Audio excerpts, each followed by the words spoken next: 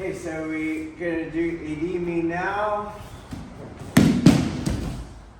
And don't bring that tension into me.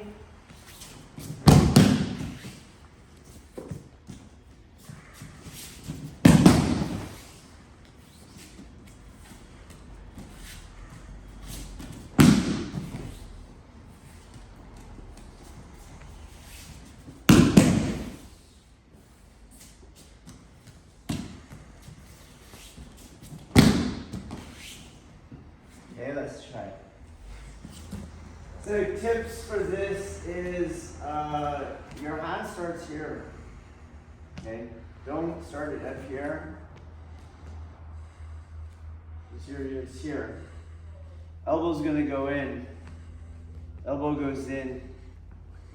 Okay. The next tip is your body is going to be in a kamaya structure, so that my hips aren't square from sideways. So doing those two things here, so boom.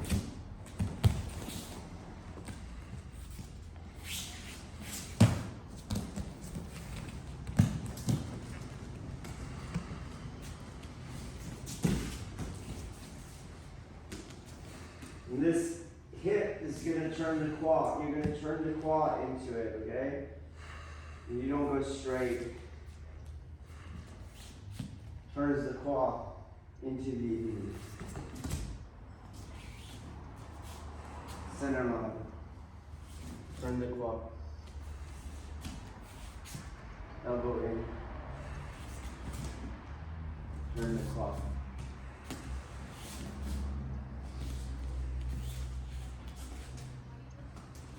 And down here. Okay? So as an Aiki Taiso, you're trying to cultivate a skill. To cultivate a skill, you need a stressor. Then you generate the adaptation, the desired for skill. So you don't want to, you're not looking to reduce stress, you're looking to overcome stress. It's not Kihon waza. So I'm down here because look how much mechanical advantage he has. Okay? But I want to learn how to just boom, lift up my arm, lift up my arm, lift up my arm, lift up my arm. I don't want to start doing these ways of taking off pressure. You understand? So I'm not going to go like that. I bring my elbow in and then lift my hand in space. Boom. There is some slight gaining or giving him some sort of mechanical disadvantage because he's angled here, but I'm not trying to ignore it altogether, okay? The reason that I got that slight difference is just because I'm going to bring my elbows in, then lift my sword. Whoa. Okay? As you're better and better, it shouldn't be over here.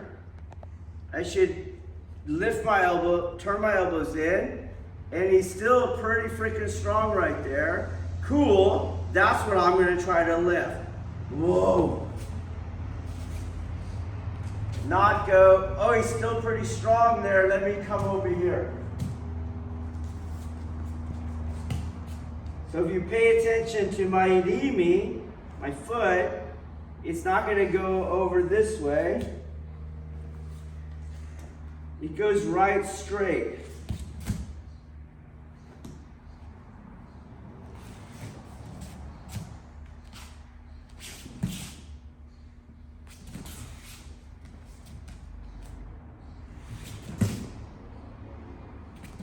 Same thing goes on the throw.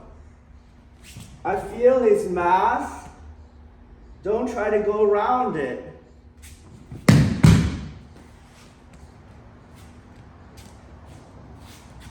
I'm going to just go right through it.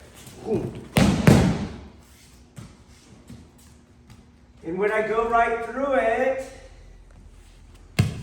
I'm not going to try to use my lats and my elbow. I'm going to do the same relaxed movement I did when I brought my hand up. I make my hand heavy.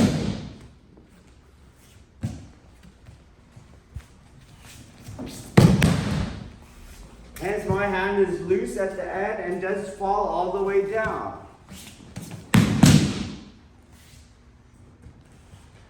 Relaxed movement. In.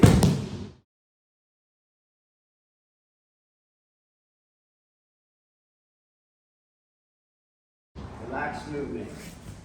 Okay, let's try it. Alright. A couple things to notice if I'm doing that last part correctly is he can't do his walk down back break fall.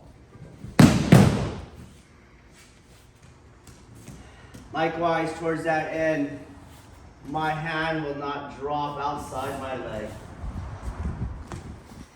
Okay, so again, I'll show that one. My hand does not drop outside my leg, and he does a sit down back break fall. Because I'm trying to increase the stressor, I go right through his center, not around his center. So in the same way that I don't go around his center here, I don't go around his center here. I push through his center. You notice he gets projected out, he gets squeezed out.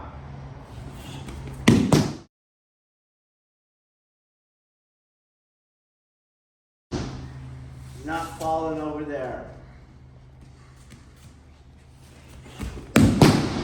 My hand's either in front of my knee with that foot or maybe slightly in, but my elbow's gonna stay on that yang line.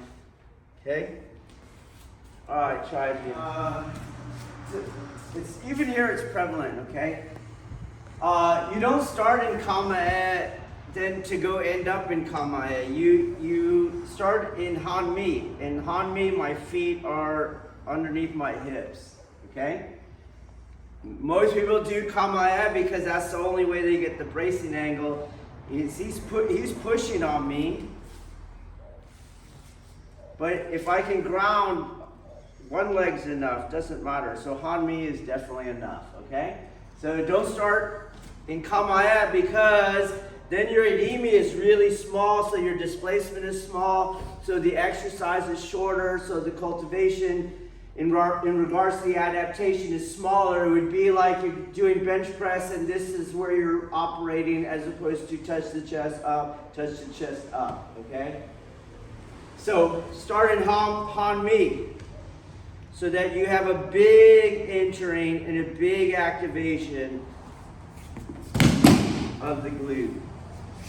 Last point, we'll put it on film what I was saying. We did a video in another Aiki Taiso where I am giving Irimi, and in the path of travel and the timing for the travel, I learned how to put my weight over the elbow. There's a video, check it out. The same thing is going on here, okay? Yes, I'm going through him, but he is being thrown down. In other words, I'm not just projecting out. Okay? There is a downward pressure.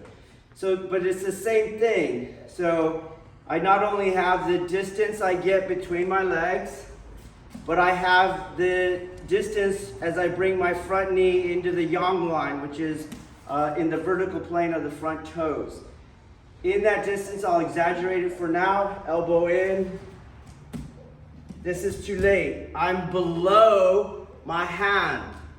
Okay? Again, if you have relaxed power, boom, it'll work, but it's not the exercise. You want to time relaxed power with your kama-e. So I have to figure out, we're going to kind of game it. As I coming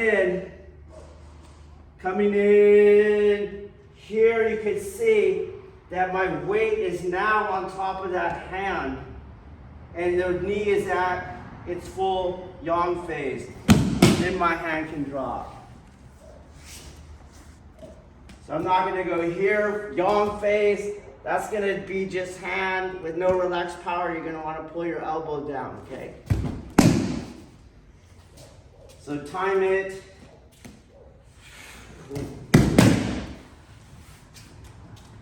It's from straight angle to yang line. That's your timing.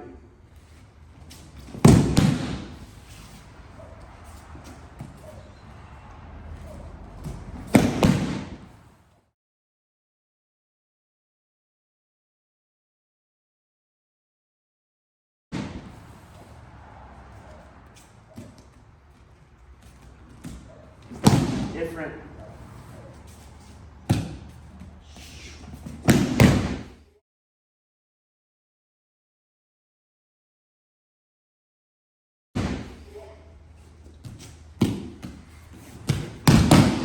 That was more heavy hand than the time. All right, let's try it. And you'll get your grips. Cool. And you come over and you get your grips, okay? So there's all that pressure. No, I ground the pressure. I move it, boom, in.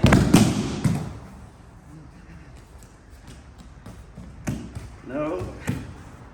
Ground, loose arm, boom, in. You gotta keep your grip. Boom, in.